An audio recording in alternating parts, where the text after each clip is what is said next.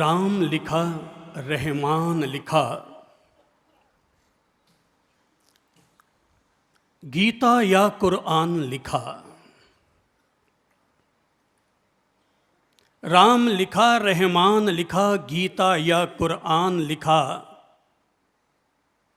लिखनी थी सारी दुनिया को एक शब्द में, मैंने बड़े प्यार से मां लिखा।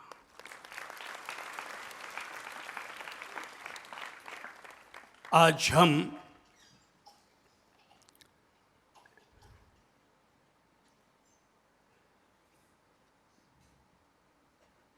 संसार के एक ऐसे अद्भुत, अद्वितीय,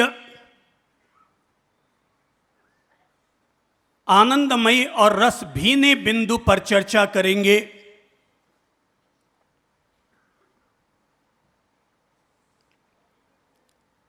जिसको अगर आंखों में बसाओ तो आंखों की ज्योति बढ़ जाती है, दिल में बसाओ तो दिल के बंद द्वार खुल जाते हैं। कानों से सुनो तो कानों में संगीत की स्वर लहरियां फूट पड़ती हैं, और अगर जुबान से बोलो तो जुबान से बोलते ही जुबान मीठी और मधुर हो जाती है, और वो है मां। अतीत में कभी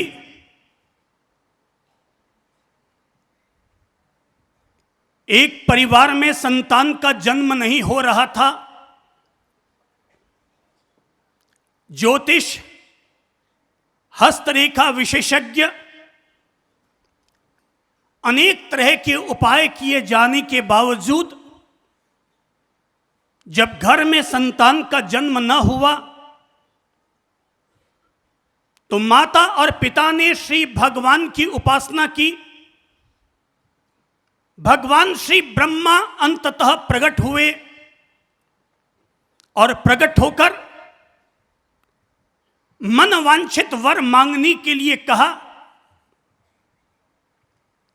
दंपत्ति ने भगवान के सामने इतना ही अनुरोध किया कि भगवान, आपकी कृपा से बाकी तो सब कुछ है, केवल हमारे घर में संतान का सुख नहीं है। आप हमें एक पुत्र प्राप्ति का वरदान दे दीजिए।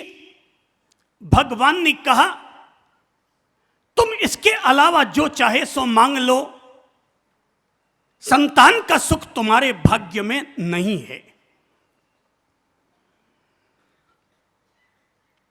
दंपत्ति ने अपनी तरफ से अनुरोध किया कि भगवान,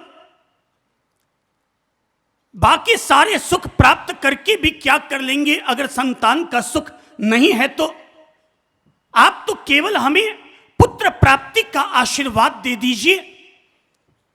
एक ऐसे पुत्र प्राप्ति का आशीर्वाद दे दीजिए जो पुत्र आने वाले कल का इतिहास लिख सके।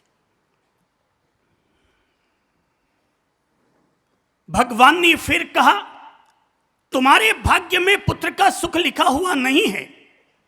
पर जब दंपत्ति अपनी बात पर अड़ा रहा तो भगवान ने कहा कि तुम अगर इतनी ही जिद कर रहे हो कि तुम्हें पुत्र मिले। दंपत्ति ने कहा कि भगवान, क्या हमारी आराधना और उपासना व्यर्थ जाएगी? भगवान ने कहा, तब फिर ठहरो, मैं तुम्हें पुत्र प्राप्ति का एक शर्त पर आशीर्वाद दे सकता हूं, एक शर्त पर वरदान दे सकता हूं कि तुम जिंदगी भर अपने पुत्र पर कभी दृष्टि नहीं डालोगी, पुत्र को कभी देखोगी नहीं। अगर तुमने पुत्र पर जैसे ही अपनी नजर डाल दी कि नजर डालते ही तुम्हारी आंखों की ज्योति समाप्त हो जाएगी। माता और पिता, वो दंपत्ति, ये सुनकर दंग रह गए। पिता तो एक दफा भौचक्का रह गया कि क्या ऐसा पुत्र प्राप्त करके भी हम क्या करेंगे कि जिस पुत्र को हम अपनी आंखों से कभी देख ना पाए। भगवान ने कहा कि सोच लो, मेरे पास इसके अलावा दूसरा कोई विकल्प नहीं है। पिता तो एक बार ठिठक गया, पर महिला आगे बढ़कर आई, अपने मन को समझा और समझाया और आगे आकर इतना ही कहा, भगवान मुझे ये कुर्बानी भी कबूल है, आप तो मुझे संतान होने का वरदान दीजिए। मैं अपने पुत्र को नहीं देखूंगी और अगर देख लिया तो मेरी आंखों की ज्योति चली जाए। भगवान ने कहा, तथास्तु। 9 महीने के बाद घर में संतान का जन्म हुआ, लेकिन जैसे कि पहले से ही देववाणी थी कि अगर तुमने पुत्र को देख लिया तो तुम्हारी आंखों की ज्योति चली जाएगी। संतान को पैदा होते ही मां से अलग कर दिया गया, अलग कमरे में बच्चा, इधर मां। जैसे ही बच्चे को भूख लगती, जैसे ही बच्चे को भूख लगती, बच्चा चिल्लाने लगता, रोने लगता और मां उसकी किलकारी, उसकी आवाज, उसकी पीड़ा भरी, कसक भरी आवाज को सुनकर के अपने कलेजे को अपने हाथ में ले लेती, अपनी छाती को अपने हाथ में लेकर रोने लग जाती और कहने लगती, हे भगवान, तूने भी मुझे कैसा वरदान दिया कि मैं अपने पुत्र को देख नहीं सकती, अपने आंचल से लगा नहीं सकती। भगवान, तूने मुझे ये कैसा अभिशाप दे डाला। बच्चा बार बार रोता, माँ को पुकारता, बार बार रोता, माँ को पुकारता। माँ की मजबूरी की वो सामने जा नहीं सकती थी। 1 दिन बीता, 2 दिन बीता, 5 दिन बीते, 10 दिन बीते, आखिर माँ से रहा न गया और माँ ने अपने आप में ये मूल्यांकन किया और मूल्यांकन करके निर्णय किया कि मेरे सामने एक तरफ मेरे पुत्र का सुख है और दूसरी तरफ मेरी आंख है। एक तरफ मेरे पुत्र का सुख है और दूसरी तरफ मेरी आंख है।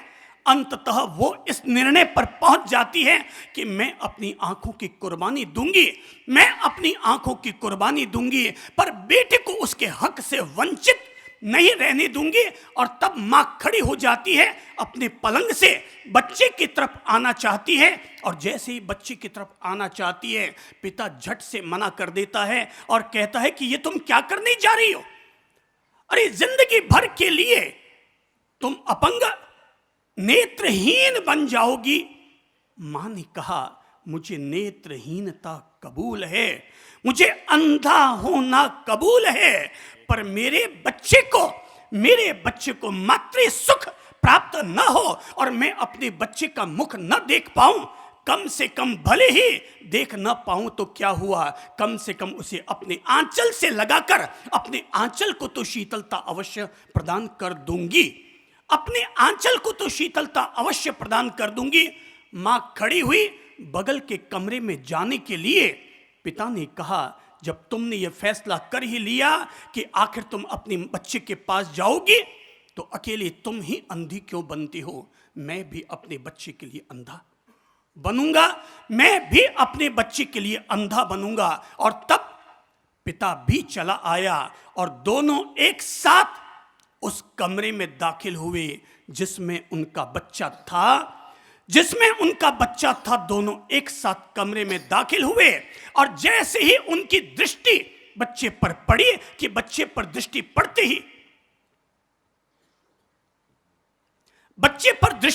ही क्या हुआ? दोनों की आंखों की ज्योति चली गई।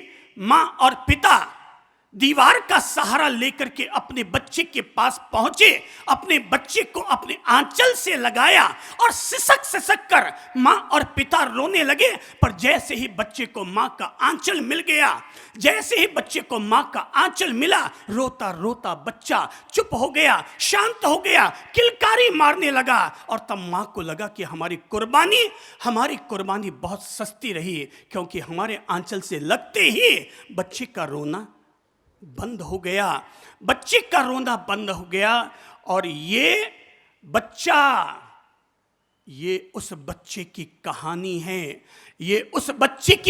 है, जो आगे जाकर के धरती के इतिहास में श्रवण कुमार के नाम से विख्यात हुआ।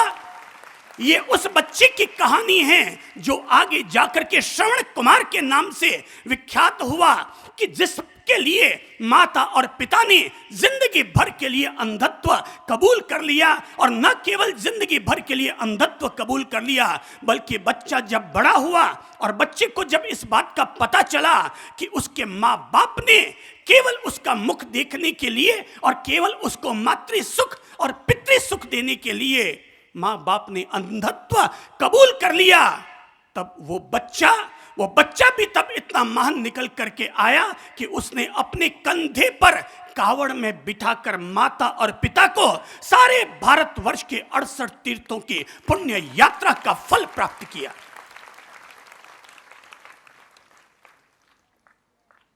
पूरे 68 तीर्थों की पुण्य यात्रा करवाने का फल प्राप्त किया। ये वो बच्चा था, ये वो श्रवण कुमार था कि जिसके जीवन का एक ही मंत्र था, मातृ देवो भव, पितृ देवो भव। और इस एक मंत्र के जरिए उसने जीवन में आने वाली समस्त बाधाओं और कष्टों को पार लगने में सफलता अर्जित की थी, और वो मंत्र था मातृ देवो भव, पितृ देवो भव, मातृ देवो भव, पितृ देवो भव। सब बोलिए, मातृ, पितृ, मातृ, पितृ, मातृ, पितृ,